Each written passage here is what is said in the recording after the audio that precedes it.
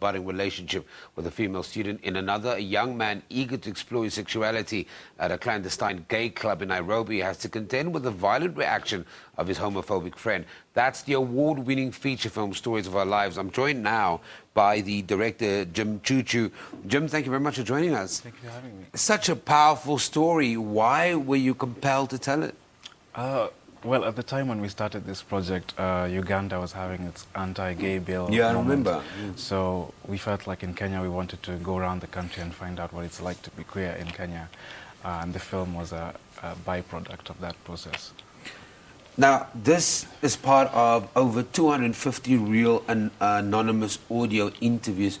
Why these 5 stories? What about these 5 stories out of those hundreds of stories jumped out at you and the creative team?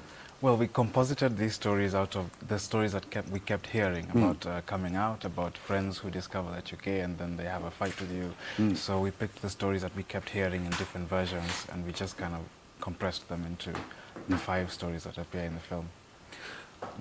This film has resonated with people across the world, from America. How's it been received in Kenya? It hasn't played in Kenya Not because yet. it was banned. Okay. Yeah, so it'll take a while before we ever get to play it in Kenya. What does that tell you about the dialogue around rights of association, rights of who you want to be, freedom of expression? Well, it's a little sad when the country decides to ban a film because then they postpone or they get in the way of the conversation. Yeah. And so I don't think it's helpful if you prevent one side of the story from being heard, then you're not having a conversation. There's been a decision to withhold the names of those involved in the film's production. Talk to me about that. Well, when the film came out, it wasn't intended to become a feature film. It was just like small documentary Like snippets. pieces. Yeah, but then the Toronto International Film Festival said they wanted to play it, so we had to balance the anonymity of the people who gave us the stories and the safety of the crew and the cast. Yeah, but eventually, like, everyone knows who was involved. But also, it's one of your executive producers was arrested. Yes. With George. Yes, George was arrested because when the film came out, then the state had to react to this film being created without their sanction, and so they decided to prosecute us for not filming it with a license. What is the personal conviction amongst the team? Because you are in many ways pioneers talking about something that in many ways is taboo when it shouldn't be. Well, I don't think we really considered ourselves to be pioneers. We were just doing something that felt necessary at the time.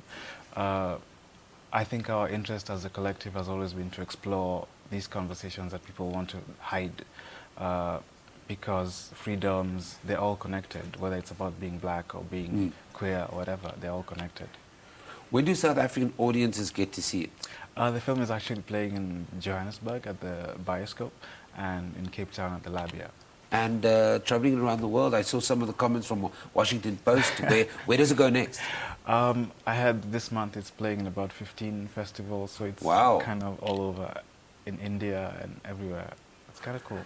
I was going to ask you just about that because you're not making a film to get this kind of reaction, or did you make a film to get this kind of reaction? No, like we thought we were just We can tell a story.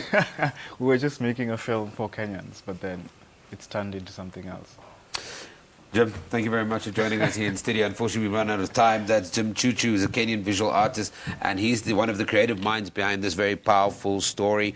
Jim, thank you very much for joining us.